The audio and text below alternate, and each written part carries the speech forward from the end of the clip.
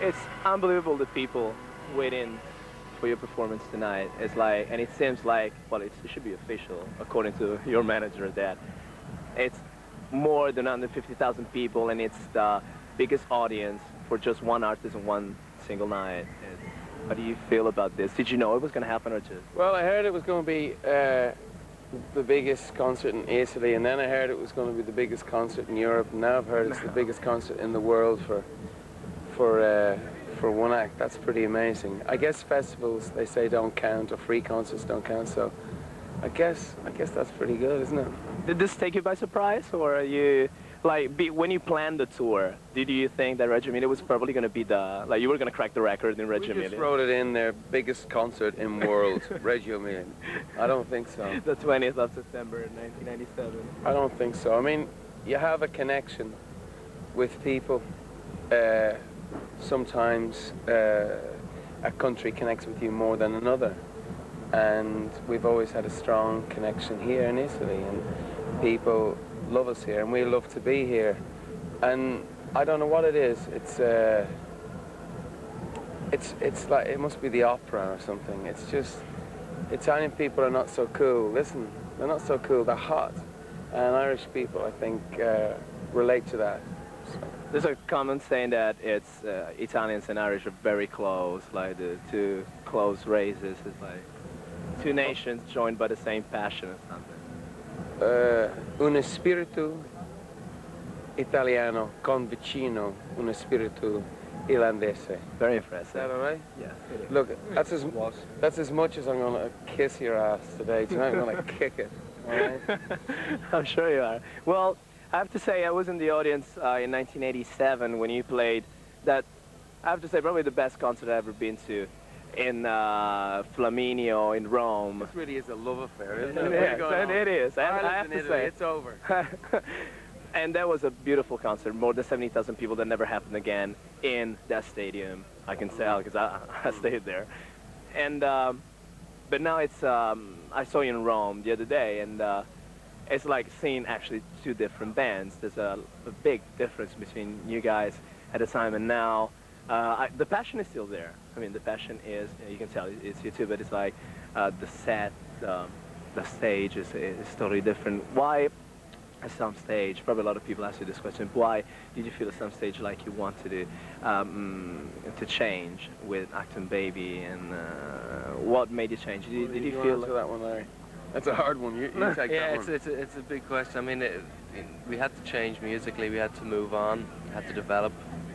Had to, you know, start listening to new things and developing in new ways. And that's what we did. And it's been hard for our audience sometimes to follow us through. And that's why coming here tonight and playing to 150,000 people or whatever it is so amazing that your audience will follow you.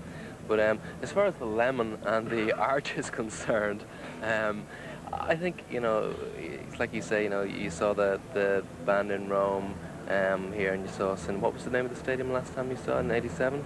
In 87 was Stadio Flaminio. Yeah. Not an olive in sight. Not an olive in sight. Do you remember the earthquake thing? Like, yeah. But I think the passion is still there. Just maybe some of the wrapping paper's a little different, you know? That is what it is. In the end, it's a wrapping paper. This is a more funky show, you know? It comes from more from black music, from club culture. Not that we're, you know, a dance act. We're a rock and roll band, and we're not white guys trying to be black or anything. You know, we're Irish, so we're not even white. We're pink, but we're turned on a lot by the joy and the full color of hip hop and funk music. And you know, when everything is so miserable and brown, you know, the color brown in rock, it seems a great thing to just put on this vivid, this luminous show. And we're being honest to where we're at right now with the music in the same way as we were honest in 1987 to where we were at. But there's a Bob Dylan line, you know, he said, I can't remember the tune, but it says, he not busy being born is busy dying. And for us to stay in the same place would have been death. And we've never sold our audience out. We've always challenged them, challenged ourselves. And in America, that's hurt us because people are a bit confused sometimes by what we do. but 150,000 people in Reggio Emilia have come out, and they're not confused. And what they like, what I hope is turning them on, is that the album Pop is like a blender for what's going on in music. There's rock tunes on it, there's trip-hop tunes, there's straightforward pop tunes. And that's where we all live at the moment, you know, and you're just walking down the street, that's what you hear, you know, out through windows and bars and on people's, you know, stereos. But in America, there's a kind of musical apartheid where if you're into rock music, you just listen to the rock station. If you're into hip-hop, you just listen to the hip-hop station. And I think, to me, the future is confusion, and welcome to ours, you know? Speaking of albums, there's one album that you guys, like, you didn't even mention when you play live, which is Europa, which is it's an album. I mean, you don't play tunes from that album and this. We'd have to play the whole album, I think. I think that's, it's like almost, I hate to say it because it's like vomit to say concept record, but it is a record that seems to, you know, you can't just pick and choose songs from them. We tried a little bit on Zoo TV when we did that tour, and maybe again we'll try, but for this concert setup we have a specific feeling we're looking for, specific colors, that an aim. Is that fair? Or? Yeah, no, it is, because I mean, Europa is definitely, it's one of my favorite records. It's probably the most interesting album you ever made. It's like it's in between, of course, Acton Baby and Pop, but it's a very like it's a weird album, but it still is. There's a lot of. I mean, it captured my curiosity when I first listened to it, because it was different from Acton Baby and different in a very cool way. Sure. No, it was done on the run. It was done in between. Yeah, actually, it was done after European gigs. We used to fly in the morning, do the gig in the evening, and fly back to the studio. And we recorded that record. And it was a lot of fun to make. It was hard work, but it was a lot of fun to make. And it was very loose. There were no boundaries. Wasn't like there was no time limit on it. It was like we could do it and finish it when we wanted. And we had a lot of fun making it. And I think Bono's right that, you know, this show is about something else. And it's not so heady. Yeah. Like after Zoo TV, I think people expected that POPmart would be a big concept show like Pink Floyd's The Wall had been, or like Zoo TV had been. But this, to me, is like a sci-fi gospel show. Do you get the Jetsons here? Do you know a cartoon called the Jetsons? This is like the Jetsons, baptized by fire. You know, it's just a whole. It's about the heart. It's about soul. It's not so cerebral, you know? It's not so intellectual. Europa was a very cerebral record, I think. One thing I really want to ask you is about the producers of your album, even from the Eno, Lano albums and Flood, and then How We Be.